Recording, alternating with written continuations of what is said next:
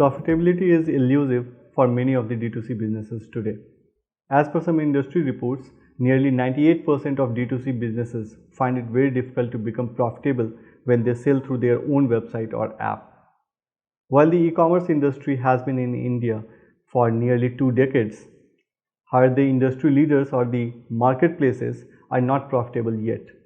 They are primarily investing into product, sales, marketing, customers' post-order experience, and operations efficiency. Now, while brands are selling the same products everywhere, be it at the marketplace or at their own channel, the marketplaces are actually doing a better job in the other 4 buckets. And this is where technology can help. Hi, I am Prakash Kumar, the co-founder and product architect of Cartmax, an enterprise-grade e-commerce platform. I am also the CTO of Green Honchos, a leading D2C enabler for nearly a decade. In this power-packed session, we will talk about 7 specific areas where you can leverage technology to make your business more resilient, efficient, and competitive. So we'll talk about the infamous dilemma about build versus buy and what is the right option for you. We'll also talk about monolithic versus headless architecture. We'll also talk about how do you know if you are overspending on technology or underspending. What is that magical figure for your business? And how do you know if you have adopted the right D2C technology that is good enough for your team to run it? We'll also talk about whose advice do you trust, right? Not every company has the same talent pool, and hope your business is not limited because it couldn't afford hiring the top talent. I promise I will keep it quick, so let's start. Okay. So when the question comes about build versus buy, our advice to most of the businesses is go for the second option, and that is buy instead of building it from scratch. Because these D2C businesses, most of these D2C businesses are not built to really develop and maintain technology, right?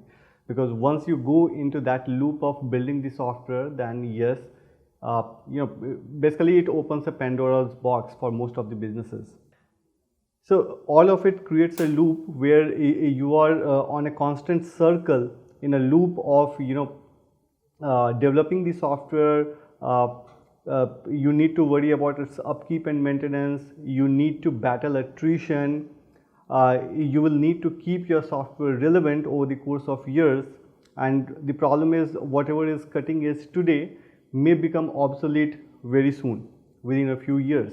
Okay, so you will have to continuously remain invested into that build option. On the other option, if you go with the buy option, and in simplest terms, if you can go for if you subscribe for any SaaS services, okay, then 2 things happen. One, you need not to bother about all the headaches that comes with the build and the maintenance of the software. One, your management focus bandwidth is is reserved for the task that you really want to do, and that is your actual product development and its marketing. And the second, your cost becomes predictable. Most of the SaaS platforms actually charge you a per transaction basis, or consider a part of your revenue in a revenue share model. So that keeps your cost predictable into technology, and that is the biggest benefit that you get when you go for the buy option.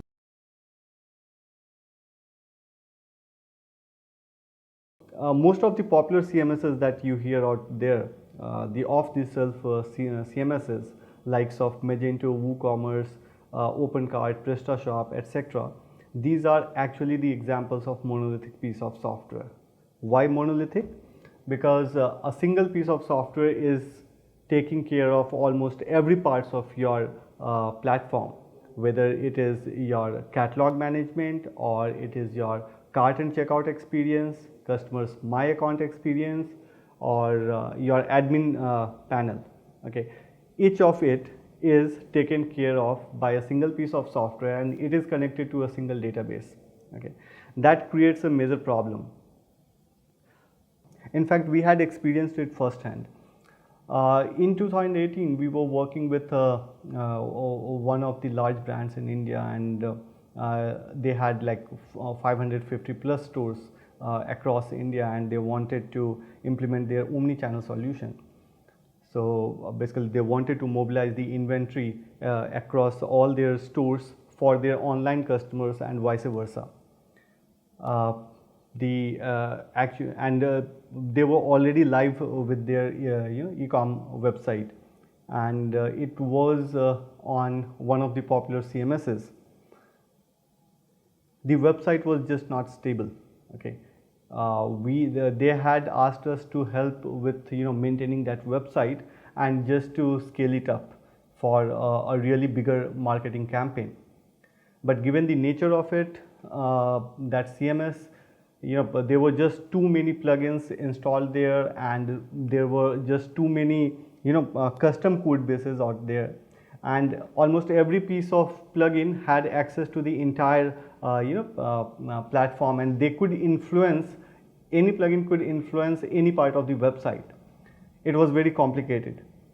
So we broke it down into smaller modules, and we gave each of the modules a single responsibility, and it was hosted and maintained independent of the other modules. So that single responsibility module really worked well, and we were able to scale the website to almost like 20x or 25x of the traffic that they were experiencing earlier. So in fact, I do remember that once we had broken down all the modules, and actually it was the headless architecture, then the sales had resulted into almost like a 40% jump overnight. Okay, and we were pretty excited with the success of this this new architecture, and that is how the CartMax was born, and we later developed it. So if the question comes of building the software in-house, I suggest you speak to your developers and talk about headless architecture.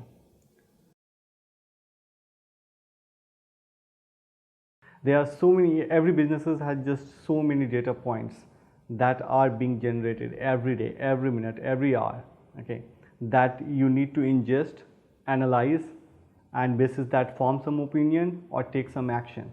So technology can help you maintain some consistency here. Okay, it can help you bridge that knowledge gap.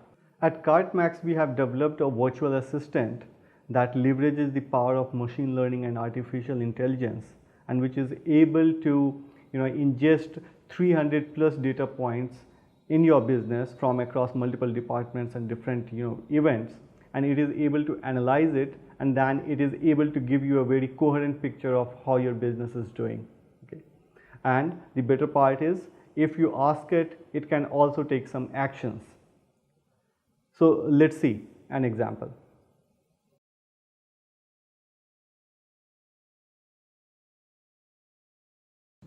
Hi Prakash. Hi Max.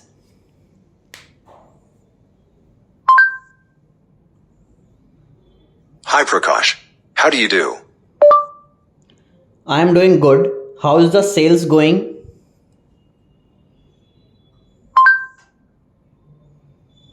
Looks good so far.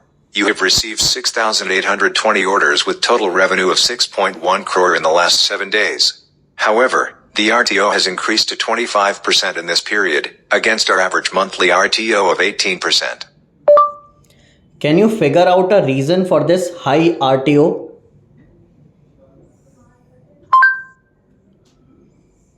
Okay, I found these. 62% of RTOs have come from Maharashtra in the past 7 days.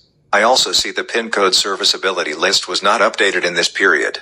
There has also been some delayed dispatches reported that you may want to check back with the warehouse people. Okay.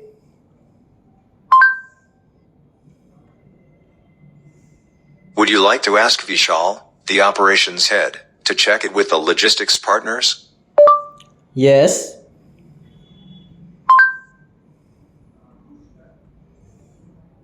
Okay, I have sent an email to Vishal and I have copied you on the email too. Okay. Sounds good. Thanks. Thanks. Have a nice day.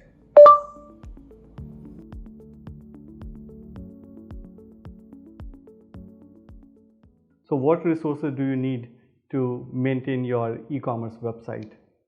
Do you need to maintain a team of developers to run it? Like, do you need a developer? Do you need a UI developer? Do you need a theme builder? Okay, what sort of resources do you need? Okay, see, over the course of years, the software have become so easy to use and so intuitive that usually you do not require very high tech skills to to play with it, to operate it, right? Primarily because the software have become so intuitive to use that you do not need any specialized skill to run these pieces of software, and so has been the case of e-commerce websites as well. So if you need to maintain a team of developers just to keep your website going, then perhaps you should evaluate your options. So I will give you a very short demo of how easy it has become to build your e-commerce website. Okay, you just do not need any technical skills. If you are familiar with Word, Excel, PowerPoints, if you can just drag and drop simple things, then that is all the skills that you need. Okay, so you have to be on a relentless quest to make your business more efficient with whatever resources you have, and the good news is technology can help you there. So the bottom line is, kill the inefficiency before it kills your business.